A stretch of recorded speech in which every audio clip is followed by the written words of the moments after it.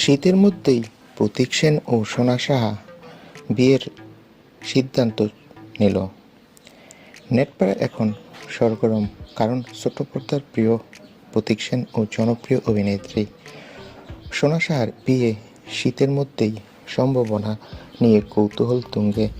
সম্প্রতি সোশ্যাল মিডিয়ায় প্রকাশিত একটি ছবি ভাইরাল হয়েছে, যেখানে সোনা নীল শাড়ি ও স্লিভলেস ব্লাউজ পরেই সোফায় বসে মৃদু হাসছেন। ছবিটি রাতারাতি নেট মাধ্যমে ঝড় তুলেছে। দর্শকরা মুগ্ধ হয়েছে তার সাজগোজ, টানটান চোখ ও মোহনীয় হাসিতে। কেউ তাকে রূপের দেবী বলে অভিহিত করেছে, কেউ করুণার মূর্ত প্রতীক বলেছেন। এই আলোচনার মধ্যেই প্রকাশিত হয়েছে সোনা খবর।